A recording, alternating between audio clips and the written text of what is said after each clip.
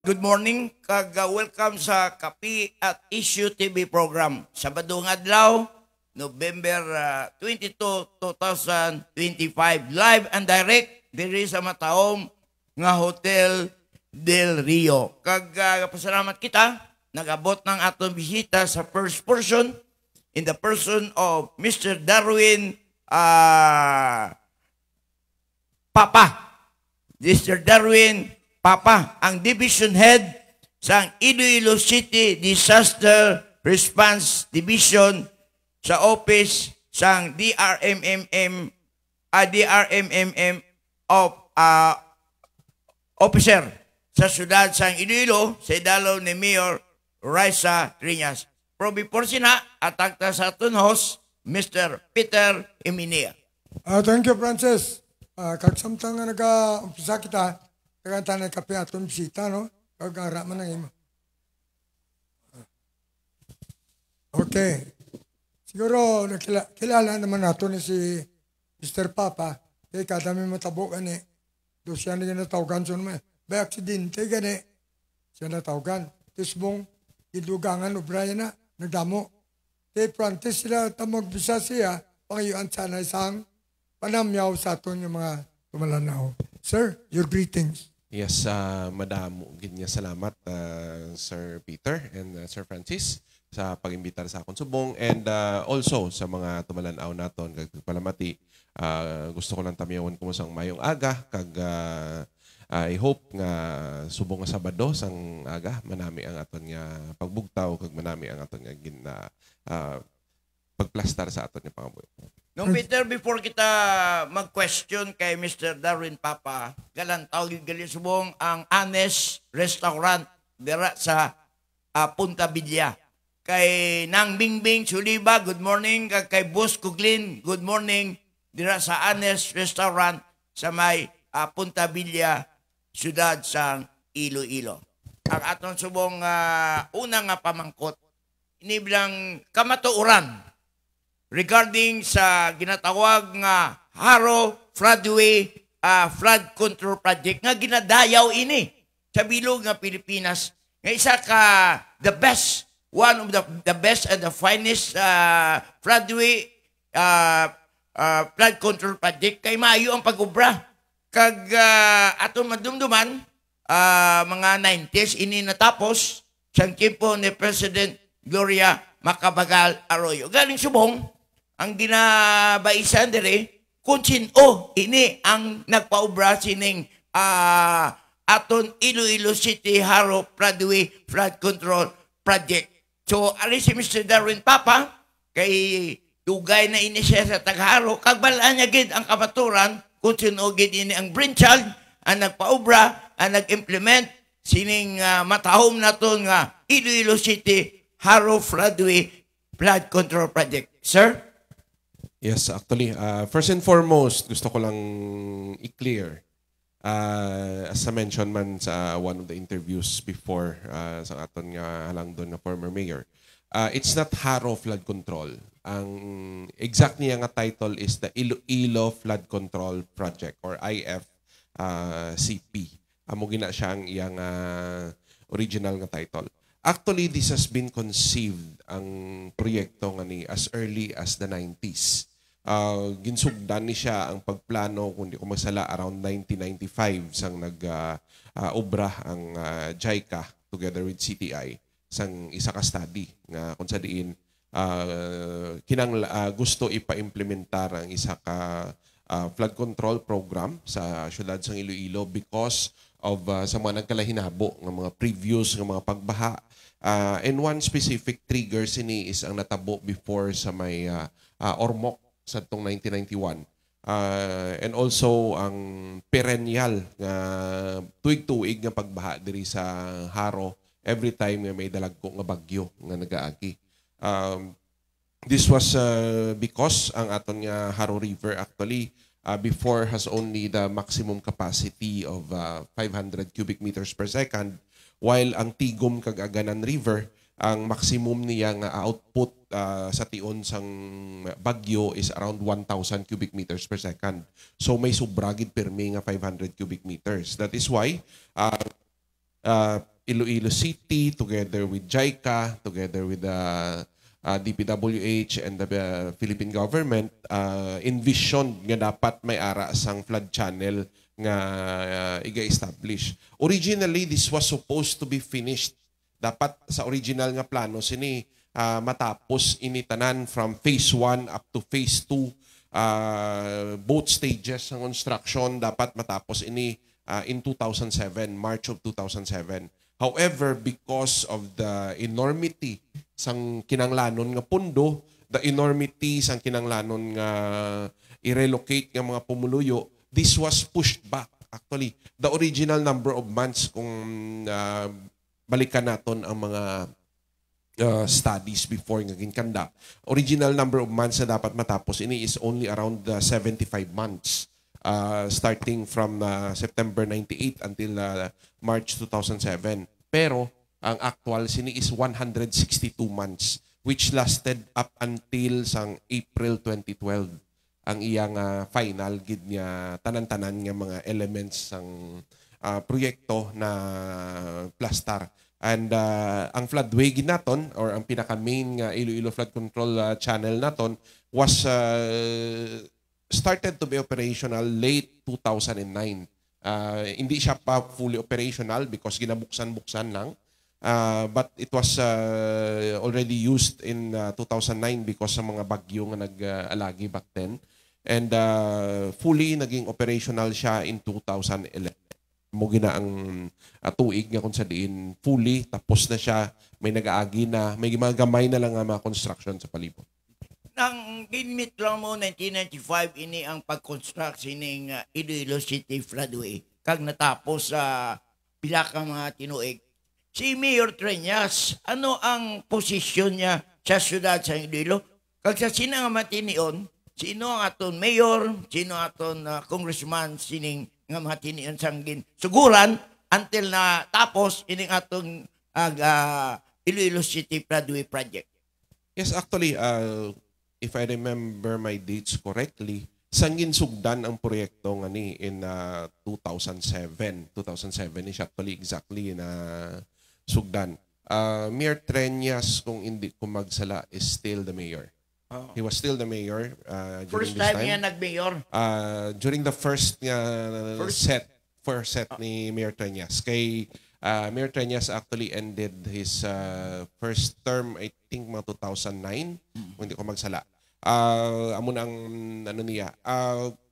Gusto ko lang actually i-emphasize gid nga one reason nga grabe ang delay sini because from 1995 until 2007 before sugdan ang proyekto, jutikan lang ni Madula. Okay. Jutayan lang gid ni maalimunaw ang proyekto nga ni because as na-mention ko na gani, one of the cause of delay is ang presyo sang pagpa-construct. And because of that, even ang NEDA naton actually before is saying nga daw kabudlay gid siya. Kay ang return on investment is tama kagamay. Sa kun lang taon mo lang bala ang kadako sa return on investment tama kagamay. That's why jutayan lang gid ni Madula ang Haro Flood Control or ang Iloilo Flood Control Project naton. Sino nagpundo sa kwarta ni sir? It was a loan. It was a loan from JICA nga if I'm not mistaken is still payable. Ginabayaran ta pa ni ang iban nga no, this is a national government ODA program or program ni siya sa JICA to help some Pilipinas actually. And if I'm not mistaken, it was then Mayor Treñas, hindi ko makakadumdum, I think Congressman Raul Gonzales Congressman Sr. Gonzales, the senior, and si Senator Drilon ang nag-away gid sini actually sa both sa national government naton kag sa ano para lang mapatigayon ini kay nakita nga grabe ang ano niya, grabe ang epekto niya para sa syudad sa Iloilo. And I know this personally because during that time ang tatay ko pa actually ang isa sa mga gin-assign ni Mayor during when the time nga nag-transfer na siya sa city government. Gin-assign niya ni Mayor Treñas to assist in the study and to assist in the survey sang mga duta nga agyan sang flood control nga ni, and at the same time ang mga pumuluyo nga mapektuhan kung ano kadamo ang kinanglan ipa-relocate. Kay damo ni actually ang communities nga naagyan sa flood control naton. Ang 1995 nga tuig sa pagsugod sa construction sining Iloilo City floodway, ang first term mayor si Mayor Jerry Triñas. Kag mahambal na to nga during GMA time, 1995 man nagpungko man si GMA bilang presidente. Isa sa mga pinakamalapit nga alay ni former President Gloria Macapagal Arroyo sang nagpungko siya una nga pagka-presidente. Amo ni nga to na lang doon nga mayor sang una nga si Jerry Triñas. Nga, mambal na to nga malapit ini si Jerry Triñas kay President Gloria Macapagal Arroyo. Siya ang ginimo ni President Gloria Macapagal Arroyo bilang National President sang League of the Cities, organisasyon sang bilog nga mga city mayors sa Pilipinas. Kung hindi ka malapit sa presidente, di ka nakakuha sang League of Cities National Presidency. Just like man sa League of Governors, Philippine Councilors League, o Vice Mayors League, etc., etc., etc. Kaya ato madumduman, ang nagkakampanya ginanaya kay Mayor Triñas sa 1995 sa League of Cities of the Philippines National Presidency, si President Gloria Macapagal Arroyo, paagi sa ato maniguto, si late Congressman Iggy Arroyo. Ang kontrato, sir, ni Jerry Triñas sa League of Cities of the Philippines Presidency, bakod-bakod to. Si Mayor Edward Hagidorn sang Puerto Princesa. Kundi lang si Gloria Gorong gabuli kay Mayor Triñas sa League of Cities of the Philippines ang 1995. Maperdi masago galing. Anon mo, kay ang presidente may kumpiyansa sa iya, kag gimbuli kang isam siya nagdaog. Nagdaog ang aton Mayor Jerry Triñas bilang LCP President. Iniya si Congressman Raul Gonzales, uli nga pagdaog. Ini siya malapit kay Gloria. Kay Speaker Judy Benicia, ini siya malapit. Diyan siya nakadikit. Pagkatapos, sang pila ka mga tinuig nga nagtinal sa congressman, gindala sa gulo ni Speaker Judy Benicia, nga isa man sa nga malapit nga alay ni President Gloria Macapagal Arroyo. Pero si Mayor Triñas, siya pagpungko ya, siya na malapit gini siya kay Gloria, kay grupo Y sila yan ni Iggy Arroyo. Kag isa pa, daw maestra ba o kung something si Gloria Macapagal Arroyo, daw professor anay ni Mayor Triñas sa Ateneo. Insakto, sir? Okay. Pati nga na, basta history. 101 score differences, basta history. Subject na. Nagantay attention, galantaw si mo, Darwin. Shout out kay Jenny Espinosa din. Sa stage ka man Japon, Jenny. Ma'am Florence Quirol, happy birthday. Ma'am Florence Quirol, ang Toronto, Canada. Galantaw sa mong Francis. Damo sila. Sinchen. Happy birthday, ma'am. Ma'am Carol, happy birthday. Utod ni sa ni Anay PRO6 sa Commander General Quirol. Sinchen. Sa kamusta daw Hong Kong, Sinchen. Shout out mo na, Ijar Soto. Joel Dumangkas. At pag-inisa natin ka regular nga viewers, listeners. Eileen de la Cruz of First District. Okay, konformihan niya, tuod lang ang Bali Francis. Niya tuod lang after Frank. Mayor Jerry Triñas kamuntanan. Okay. Francisco Sok Abulado. Kalang tawag niya sa aton sabong. Tony Rivera. Wing Biton. Edita Pitana. Rijan Libiano. Tiffany Muranti. Arman Changzing. And Rod Antiporda. Kalang tawag si Rod Antiporda. Joming Erasmo. Souls watching us. Well, Francis, ako pati ko din na una ni Darwin, no? Allow me to call you Darwin. Ang baha, parang ko ng ining aton nga floodway. Actually, during Typhoon Frank sang June 2008, ang Haro floodway na to nasugdan na. As mentioned kagina, nasugdan ni siya gin-construct sang 2007.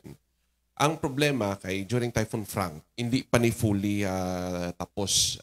Portions pa lang ang na-open, portions pa lang na-kutkot, and some of the bridges are ongoing construction during that period. That is why nga in 2007 wala na siya nakabulig because definitely hindi pa siya tapos kag wala pa ang floodway naton. May matanda ko pag baha sang Bagyo Frank, ang isa nga dako nga halit na sa mga pumuluyo, isa nga na dako nga halit na ang tag-iya o operator sang Glen Taxi, no? So, sobra isang gatos ka taxi, ano sang baha, imbasa dito, lapawan tubig, underloan to tabi. Now, ini karoon nga, kung yung floodway, kita ko dako, ini nga kanal mo. Pwede kayo go sa Kiandre, pwede kayo jeep na, kita ko na. Truck. Truck, ito, dako ini nga bulig sa aton sa syudad. Pero natin alam, pag yapon ng mga tao, hindi, gagabaha ko ng yapon ng syudad ta. Yes. Kasulod lang tubig diri alin sa ugwa. This is ang pagbaha sa syudad naton. Actually, this is a definite sign nature is changing. Kag tandaan naton, ang syudad sang Iloilo was constructed or was established on a floodplain. We are located on a alluvial deposit or ang duta nga ginatindugan sa syudad sang Iloilo, actually not only the city of Iloilo but portion ni Pabia, Moton, mga diri sa area naton, was established on the mouths of rivers. Kag ang floodplains nga na actually nagsaka lang na or nag-elevate because ang pagtipon sang madugay nga mga tinuig millions of years nga nagatipon ang mga layon or mga duta nga ginadala sang pagbaha. So definitely because amuna ang aton nga syudad, definitely it is balahaon gid kita because we are in a floodplain. Secondly, ang aton nga city is basically low elevation. We are a coastal city with a very low elevation.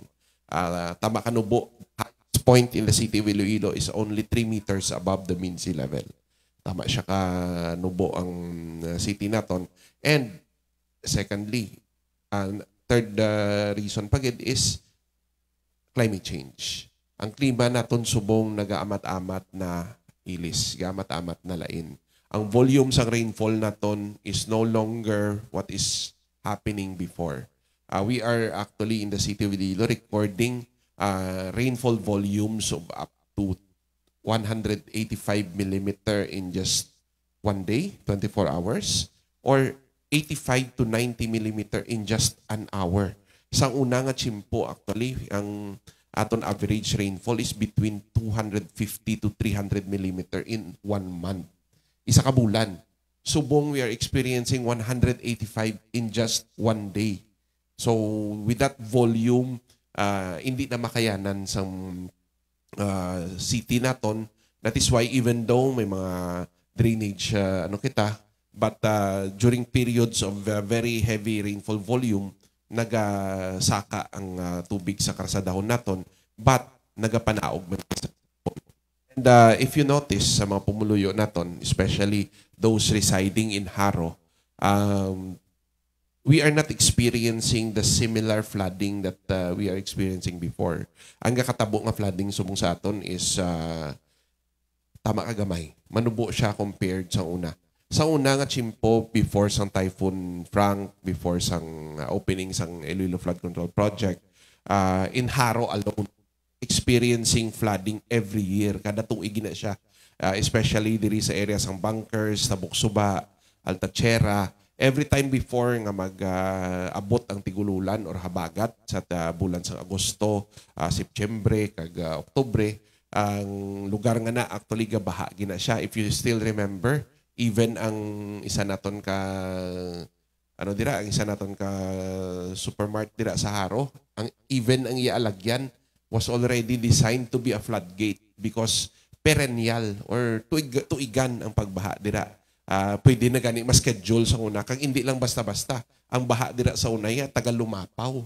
Hindi pareho subong maximum siguro is we have recorded right after rainfall. Naga-record kita around 6 to 12 inches nga pagbaha sa mga karsada naton. Pero 30 minutes after sang pagtupa sang ulan, nagapanaog man sa dayon. Amo na ang ano naton subong. And actually it's not only Iloilo City that is suffering that.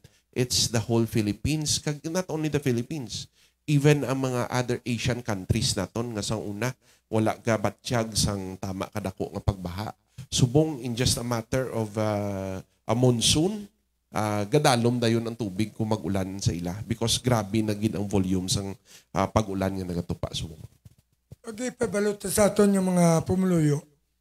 Ang Sangga Eskwil pa suno sa nabalaan namon nga Iloilo below sea level.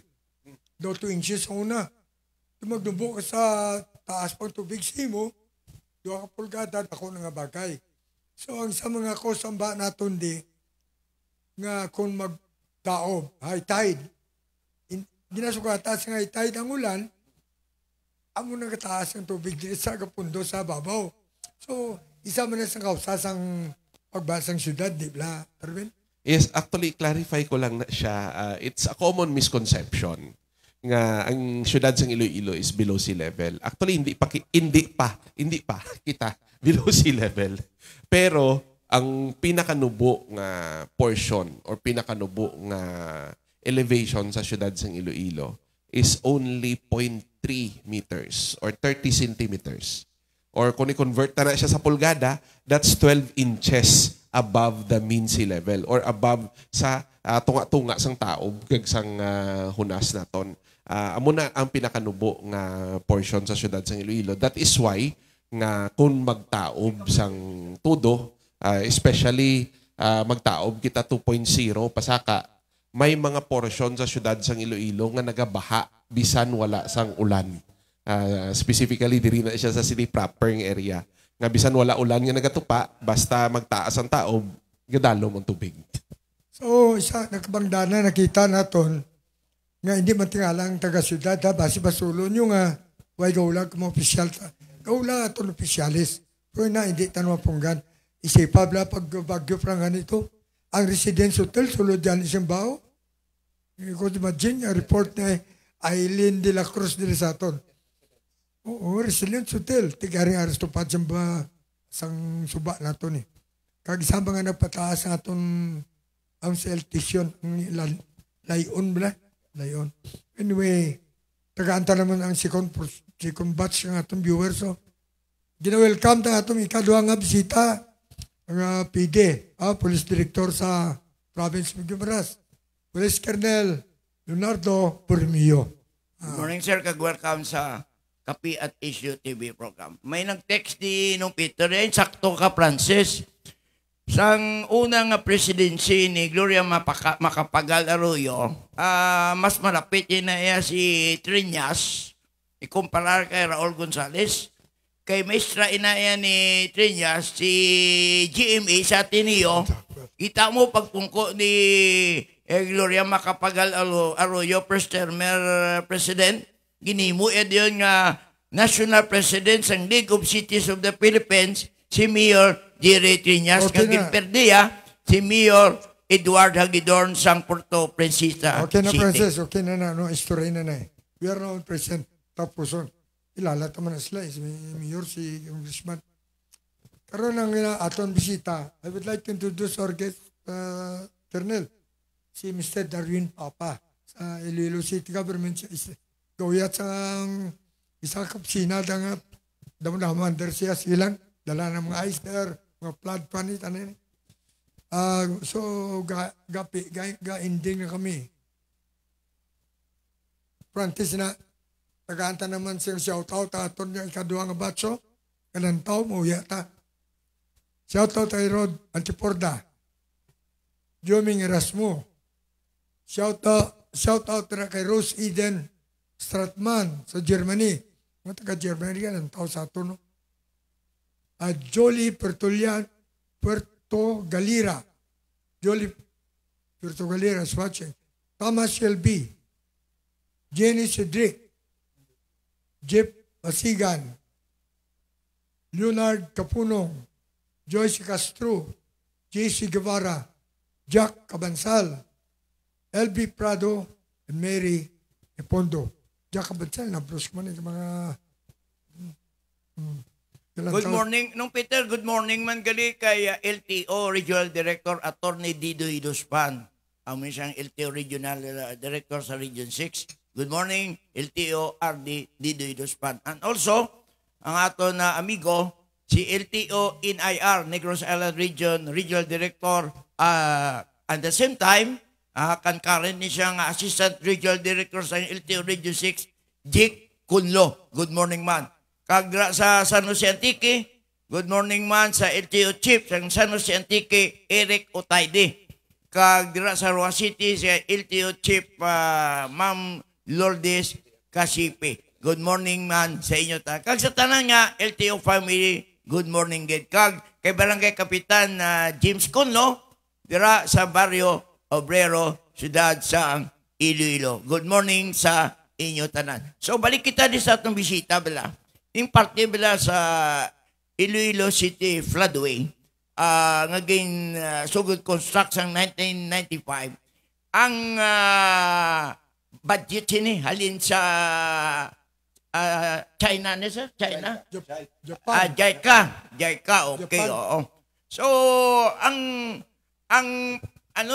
ang ginsuguran dire, ang senador si Franklin Drilon. Si Raul Gonzales, congressman. Si Jerry Triñas, amo ang mayor. Dutay lang ini madula ang pundo kay kadako, kag ang investment return do kagamay, rumangod sa pagpaninguwa, kag sa airports, mo ko sa gobyerno, palapit-lapit sa luwag mo. Si Franklin Drilon niya, isa man sa mga instrumental nga na-consider dato nga nagbulig sa Haro Floodway. Kag sa sira Congressman Raul Gonzales, i-mention nga isa man sa mga instrumental. Pero, kung sa papit-lapit, si Mayor Triñas ang Chief or Jamie, isa ka rason nga na-implement dire sa syudad sa ining Floodway. Mr. Papa? Yes, sakto na siya actually, sir. Actually, it was really instrumental ang tatlo nga ni katao, specifically ang aton senador, ang mayor and the congressman. And more so ang aton nga lang doon nga ex-mayor, Mayor Jerry P. Triñas actually, which is siya gid ang nagbaka-baka together with Franklin Drilon and Raul Gonzales para lang ma-push through ining proyekto kay dako-dako ang bulig niya sa syudad. Because if this project, if the Haro Flood Control or the Iloilo Flood Control Project was not pushed through and was not finalized or was not constructed, Typhoon Frank, ang pagbaha sa Typhoon Frank was the last nga deadly nga pagbaha. In 2009 alone, we would have had 2 flooding events similar to Typhoon Frank. 2012, 2013, 2019, those were flooding events nga kung wala ang Haro Flood o ang Iloilo Flood Control Project, siguro ang syudad sang Iloilo na lumos naman pareho sa Typhoon Frank or worst, mas masobra pa gid. And it is also being downplayed during sa Tino nga wala kuno pulos ang Haro Flood Control, ang Iloilo Flood Control Project because what if kuno kung wala ang hindi bala tanto ang pag-ulan diri sa syudad sa Iloilo. But if the people nga nagahambal sina were watching or were actually observing sa natabo, they would have seen nga tama kataas ang tubig sa Haro Flood Control to the point nga around less than a meter ang nabilin from the overflow bank. Ang aton nga Haro River, which is the main river channel tani, nagsaka man. To the point nga naglabot siya around, kung hindi ko magsala, based sa amon measurement sa una is around 4 meters na siya or 4 cubic meters na ang kadalumon niya. And with those numbers, with those elements kung wala ang Iloilo Flood Control Project. Most probably, pagtupa ni Tino diri sa aton sa syudad sang Iloilo, most probably, Haro would have been submerged. Lubong na naman siguro liwat ang Haro, even ang some portions sa syudad naton. But because of the presence ng Iloilo Flood Control Project, wala kitaging baha diri sa Tion sang Tino. Because remember, when Typhoon Frank happened, wala ulan sa syudad sang Iloilo. Ang ulan happened in the mountains. When Tino happened, wala ulan sa syudad sang Iloilo. Tama kagamay sang ulan nga nagtupa. Ang ulan ato dito sa kabukiran, sa parte sang Uton, sa parte sang Central Iloilo ang nagtupa nga ulan. And if that rainfall would have not passed through sa Iloilo Flood Control Project, siguro sa subong gaisip kita patay sa Haro area. Mula na actually, ang gusto ko emphasize, Iloilo Flood Control Project is a project that have saved the city of Iloilo not only once, but already several times. Kung wala ini, damo siguro si kita sing inaisip. Amo na nakita na to, no? Diri sa, wala kita diri sang ghost project. Kung dutod-dutod, di damo Kung ghost wala, kaya sa ka pinakamatahom, hindi ang bagong proyekto sa mga later generation, no. Ang sa una pa, ginsugura 1995. Sugdan ang pagplano sa 1995. Ginsugdan ang construction sa 2007. Natapos fully sa 2012. Kag makita mo ang kadako sa kanal, makaigo ang truck. Kaya makita mo kunya nga dako na bulig sini. Hindi naton madinay na nga ginimbitar naton si luwas ang posisyon ni Darwin sa syudad, kundi ang iyang balay. Sa di marma, wala manod balay mo, Darwin. Actually, I'm very personal with the Iloilo Flood Control Project. Not only because ang tatay ko, actually, ang isa sa mga nag-survey sini, isa sa nagbulig sa pagplano sang final nga part niya, but also, ang panimalay namon actually, ang balay namon sa pamilya namon, tiradoron na namon labot ng Haro Flood, ang Iloilo Flood Control. Tama kalapit, ara lang kami sa likod sang Iloilo Flood Control Project, and isa na siya actually sa ginabantayan namon. Kay tungod na-experience siya namon ang pagbaha sang Typhoon Frank, I still have some of the pictures actually sang kadalumon sang tubig during that time. And experience na namon kag hindi na namon gusto maliwat. That's why nga every time may bagyo nga magtupa, one of the very first things sa inalantaw namon or ginabantayan is ano ang sitwasyon sa Iloilo Flood Control. Kay tungod once nga amo nang mag-awas, butsing ganon, tama na gid kadako sang tubig kag hindi na makaya sang volume sang both Iloilo Flood Control kag sang Haro River naton. Kag ining Iloilo Dali na, Flood Francis, dali lang.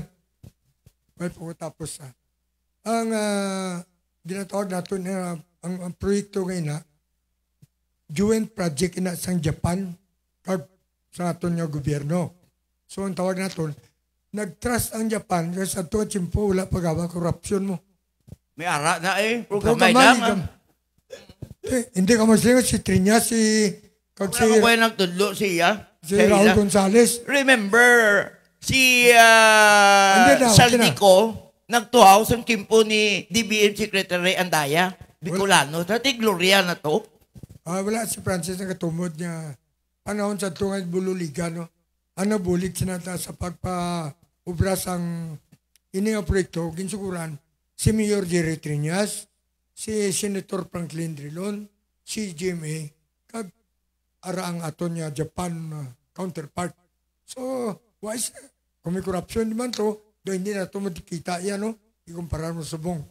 Now, inekplikada ni Mr. Papa, ang pagkahuman, isipa pila ka ugnat, pila ka tuwig kang matapos, but useful gidyan na puslanta, ikumparar sa subong. Mapabukal na ito nina. Kag, antes ko naman pala ng pamangkot kay Darwin, kag makapansin mo Francis, ari ay katatlo nga batsing nagalantaw sa ito, no? Yung kala mo, viewers na.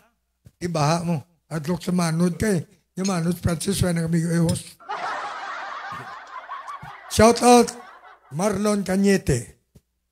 Shout out man na kay Ivan Sudario sa Malaysia. galantaw ni si Ivan sa Malaysia, galantaw gini siya. O Richard Burgos, bantog ang komentarista ni. Sa Davao City, Richard, good morning. Biboy Uliro, Tuto, Biboy galantaw. Edgar Soto, Plain Franco, Plain Franco is watching. Jendia Bihar, Rex Alimpulo, Roland Lu, Mericon Entregina, Isidoro Granja, Gerald Guevara, Catherine Sanico, Romeo Pasquin Jr., Ma'am Florence Quirol, happy birthday liwat sa muda. Huwag lang, tawagin siya Eileen Lacrosse Yapon sa First District. Komentar pa. Also to Idna Tendencia. Kada mo galang tao na, pero sige na. Francis, may mangkotra pa? Well, nung Peter, ang atong subong pungsod Pilipinas, atubang sa tatlo ka mga problema. Ang problema, muning BBM, baha, bagyo, kagmurto. Amo na yung BBM, nga problema subong sa pungsod Pilipinas, baha, bagyo, kagmurto. So, by the way, no, sangging kayo kaging construct ang Iloilo Pradue, ang DPWH Secretary na boss ni Colonel Bromeo sa muna, si General Hermogenes Iblani. Siya na ang DPWH Secretary. Kag ang correct if I'm wrong, ang DPWHRD, amo si late Willie Agostino. So, amoy na mga history background sa flood control na kung sino ang mga tao instrumental sa pag-kayo sila sang aton Iloilo Pradue project. Sir Papa, ining Iloilo Pradue project, din inihalin, kag din ini ang outlet sa Kalabaon sining suba nga ining ginubra.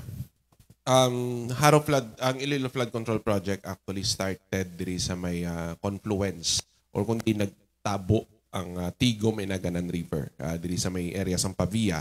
And ang iya sining punta or ang iyang outlet ari diri sa may punta sang between Barangay Balabago and Barangay Bitoon in Haro. Amo na da ang iyang outlet. Amo na subong bala ang may lapad kita dira nga mangrove forest.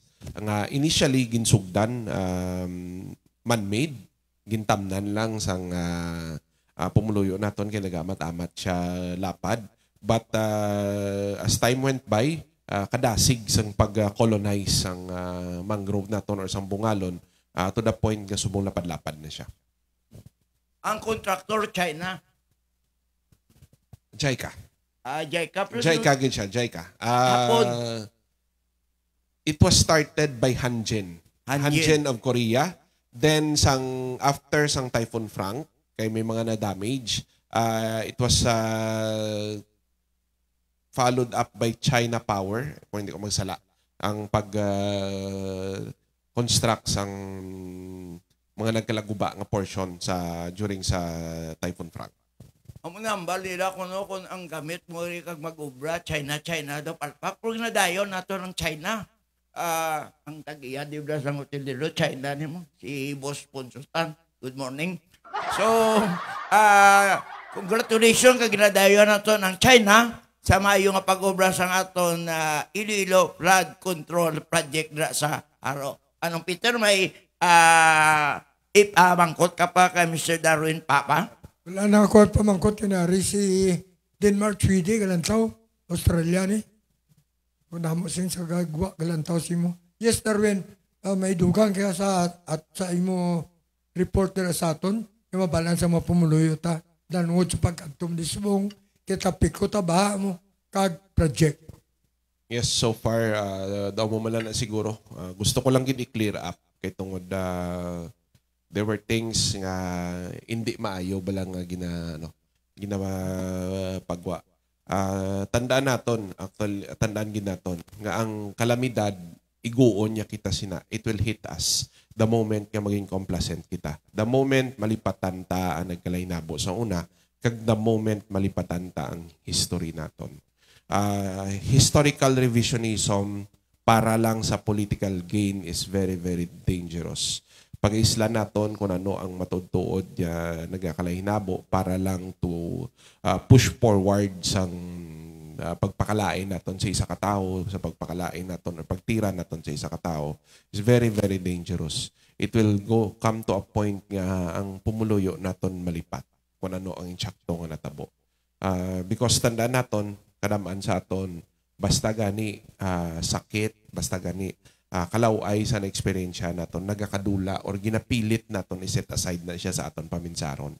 And once na malipatan ta, mga nakalahinabo sa una, dako ang tsansa nga basi mapareho kita sa iban ng mga lugar nga mahambal pag-interview sa ila, mahambal after nga maagyan sila sang dilubyo or sang disaster, mahambal nga wala paninamon ma-experiensyahan sang una. Pero sa pagkamatuod, wala pa gani 50 anyos or wala pa gani 20 anyos ang nagligad, inagyan man sila sang pareho nga klase sang dilubyo. Amo na gani even now, amo na nga ako personally gainit ang ulo ko actually makabati ko sang gailis sa mga pizza sa nagakalahinabo. Kay because even now there are people saying nga wala sila nakaagi eksperyensya sang pagbaha sa lugar nga pila na kuno sila katuig sa lugar, wala sila kaagi eksperyensya sang pagbaha. Pero kung pwede ko lang actually pudyuton ang mga kagamitan ko sa unang nalubog or na pagtabo sang Typhoon Frank or antes pa natabo ang Typhoon Frank kag ipulpog sa ila nga mahambal sila nga sobra na sila 30 anyos sa lugar nga na wala sila nakagi experience sang pagba.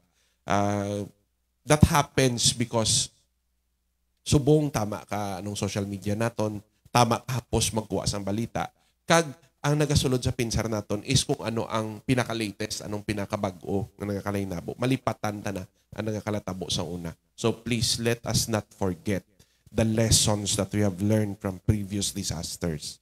Tandaan naton na permi, tandaan naton kung anong naagyan naton. Hindi ta pagkalimtan, hindi ta pag-ibutang sa wala. Kagamiton tang mga lessons na para sa pagpreparar naton subong. Mga salamat. Kabayo ginaton nga pagbilin ni Darwin sa aton mga viewers. Pero may last ko di nga ipabasa kay Francis. Kita mo na Darwin ang ambal niyo. Masadyas may ha-ha-ha pa. Alin kay Aileen de la Cruz. Yeah. Ha-ha-ha. Sip-sip kagid Francis. Kay Ma'am Erin de la Cruz ang first district. Ano? Ang flood control nyo, wala na morto? Mamangkot na si Yabe?